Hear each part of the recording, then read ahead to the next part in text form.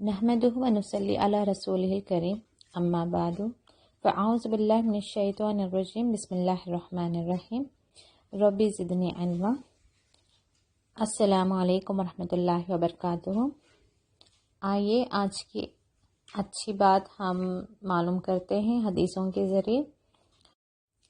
کچھ احادیث کے مفہوم پڑھ کر ہم سمجھنے کی کوشش کریں کہ اس میں ہمارے لیے عمل کا کیا نقطہ ہے۔ پہلی حدیث کا مفہوم ہے، بسم اللہ الرحمن الرحیم۔ رسول اللہ صلی اللہ علیہ وسلم نے فرمایا، قسم ہے اس ذات کی جس کے قبضے میں میری جان ہے، کوئی شخص ایماندار نہیں ہو سکتا جب تک اپنے بھائی کے لیے وہی کچھ پسند نہ کرے جو اپنے لیے پسند کرتا ہے۔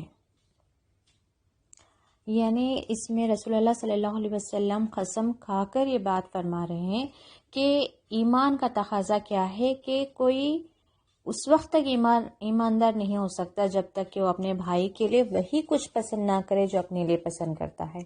بھائی سے مراد یہاں پہ مومن بھائی، مومن بہن۔ اس کا مطلب کیا ہے کہ جب تک میں اپنے لیے جو چاہتی ہوں وہی کچھ میں اپنے بھائی کے لیے، بہن کے لیے نہ چاہوں۔ یعنی کہ اگر میری یہ خواہش ہے کہ میرے پاس بہت اچھا گھر ہو تو مجھے خوشی ہونی چاہیے جب میرے اپنے بھائی یا بہن کے پاس بھی اچھا گھر ہے۔ اگر میں کسی غم میں ہوں، اب جیسے میرا دل کہتا ہے کہ اللہ تعالیٰ مجھے اس غم سے دور کر دے، تو جب میرے بھائی بہن کو میں غم میں دیکھوں تو اس کے لیے بھی مجھے فکر مند ہونی چاہیے اور دعا کرنی چاہیے کہ اللہ اسے اس کے غم سے باہر نکال دے۔ اور اس حدیث میں ایک چیز یہ بھی ہے کہ ہم اپنے آپ کو حسد سے بچا کر رکھ سکتے ہیں۔ دیکھیے، جب بھی ہم دوسروں کی اولاد کو دیکھیں، دوسروں کے پاس دولت کو دیکھیں، شہرت کو دیکھیں، تو ہمیں حسد نہیں کرنی چاہیے بلکہ خوش ہونا چاہیے۔ جیسے ہم چاہتے ہیں کہ اللہ تعالیٰ ہمیں بہتر سے بہترین گھر عطا فرمائے، دولت ہو، اچھی اولاد ہو، فرما بردار اولاد ہو، ہماری اولاد بہت علم حاصل کرے، اونچے عہدوں پر فائز ہو، تو ایسے ہی جب دوسروں کے معاملات ہم تک پہنچے، جب ہم دوسروں کو دیکھیں تو ہمارا دل خوش ہونا چاہیے اور اس کے لیے دعا کرنا چاہیے۔ اگر ہم دعا نہیں کر رہے ہیں اس کے لیے بلکہ اس کے خوشیوں سے ہم حسد کر رہے ہیں، تو مطلب اس کا یہ ہے کہ ہم یہ نہیں چاہ رہے ہیں کہ ان کے پاس اچھی چیزیں ہوں، ہمارا دل چاہ رہا ہے کہ صرف ہمارے پاس اچھی چیزیں ہوں۔ تو اس وجہ سے اس حدیث کو یاد کر لیں، ہم اپنی زندگیوں میں یاد رکھیں کہ ایمان کا تقاضا کیا ہے کہ جو میں اپنے لیے پسند کرتی ہوں وہی کچھ مجھے اپنے بھائی کے لیے پسند کرنا ہے۔ اسے اور ملتی جلتی دوسری حدیث کا مفہوم پڑھتے ہیں۔ رسول اللہ صلی اللہ علیہ وسلم نے فرمایا کہ مسلمان مسلمان کا آئینہ ہے اور مسلمان مسلمان کا بھائی ہے، وہ اس کو بربادی سے بچاتا ہے اور پیچھے سے اس کی حفاظت کرتا ہے۔ تو دیکھیے، آج کل کے معاملات ہمیں کیسے نظر آتے ہیں کہ کوئی کسی کو تھوڑی سی کامیابی حاصل کرتے دیکھتا ہے تو وہ اسے حسد کر کے اسے نیچے گرانے کی کوشش کرتا ہے، بلکہ ایک مسلمان کے اخلاق کیا ہونی چاہیے کہ اگر کسی مسلمان کو وہ کسی طرح کی تکلیف میں بھی پاتا ہے تو ضرورت ہے کہ وہ اس کی حفاظت کرے، اسے اس کے اس غم سے باہر نکالنے کی اسے کوشش کرے۔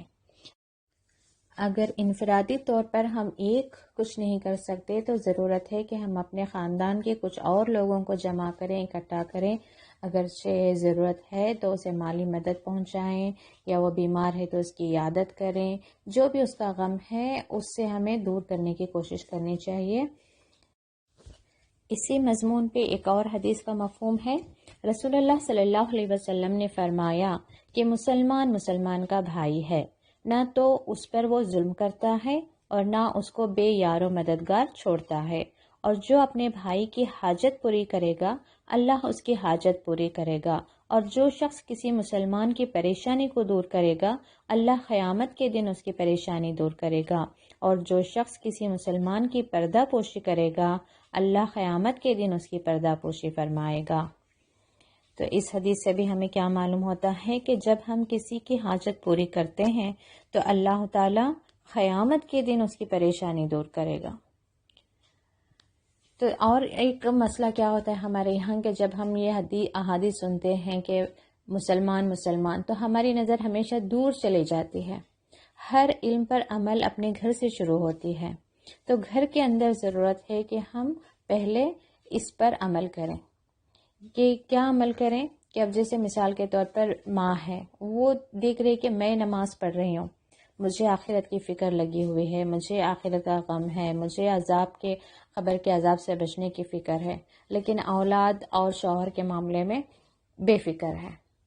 تو یہ نہیں ہونا چاہیے. جیسے میں اپنے لیے جنت کی خواہش مند ہوں، ایسے ہی مجھے اپنی اولاد اور اپنے شوہر کے لیے بھی خواہش مند اور آرزو کرنی چاہیے. تو اس کے لیے ضروری کوشش کرنی چاہیے. کسی کو بھی نصیحت کرنے سے پہلے اس کے ساتھ باہمی رشتہ اچھا بنانا چاہیے. اس کے ساتھ ایک محبت کا ایک رشتہ پہلے بنائیں، پھر اچھی نصیحتوں کے ذریعے اسے دین کی طرف لے کر آئیں. وہی بات ایک شوہر پر بھی اپلائی ہوتی ہے. اگرچہ وہ اپنی نمازوں کی فکر کر رہا ہے، اپنے آخرت کی فکر میں لگا ہوا ہے، لیکن اپنے بیوی اور بچوں کے طرف سے بے فکر ہو گیا ہے، تو یہ مسلمان کے اخلاق نہیں ہے. ایسے ہی نہ صرف with in the family members, اپنے ریلیٹیوز کے بارے میں بھی ہمیں ایسے ہی فکر مند ہونی چاہیے کہ ہمارے خاندانی لوگ ہیں وہ کیا کر رہے ہیں، ان کے دین کے لیے ہم کیا انہیں اچھی نصیحت کر سکتے ہیں، انہیں اللہ کی کتاب کی طرف بلائیں. انہیں نماز ادا نہیں کر رہے ہیں تو وہ نماز کے لیے نصیحت کریں. اور اس کے علاوہ بھی ہمیں اکثر دیکھنے میں ملتا ہے کہ جیسے پردہ پوشی کی بات آئی ہے، اکثر لوگوں کے وقت زیادہ فرصت ہے تو وہ کیا کرتے ہیں کہ ایک جگہ اکٹھے بیٹھ کر کسی اور اپنے ہی خاندان کے ممبر کی یا اپنے ہی خاندان کے افراد کی برائی کر رہے ہوتے ہیں. تو اس سے بھی باز آنا چاہیے، کیونکہ اللہ تعالیٰ فرماتا ہے کہ جو مسلمان کی پردہ پوشی کرے گا، اللہ قیامت کے دن اس کی پردہ پوشی فرمائے گا.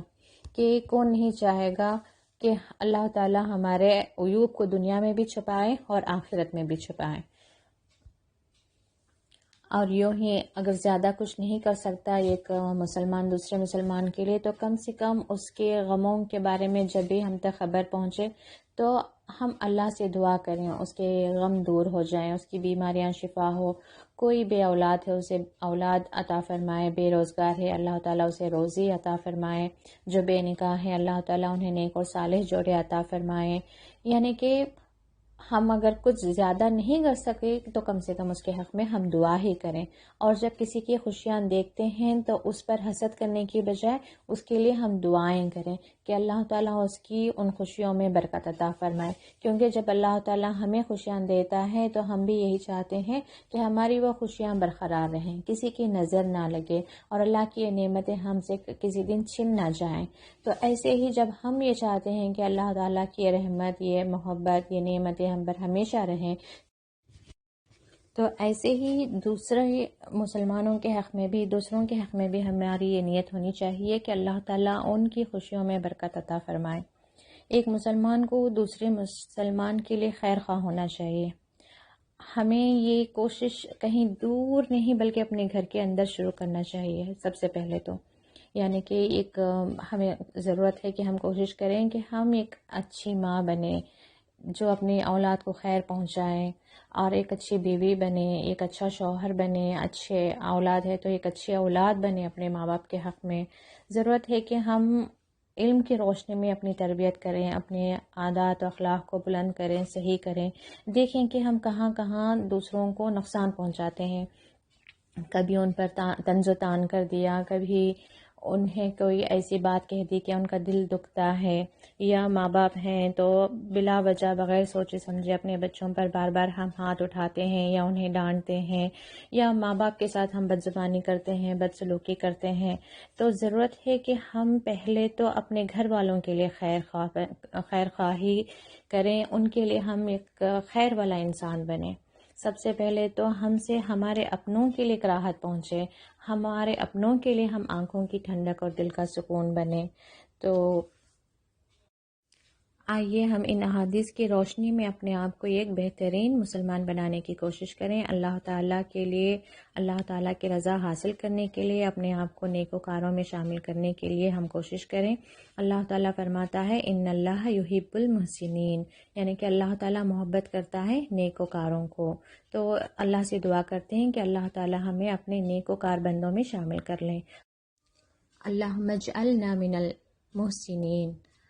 سبحان ربک رب العزت عما یصفون وسلام علی المرسلین والحمد للہ رب العالمین۔ السلام علیکم ورحمۃ اللہ وبرکاتہ۔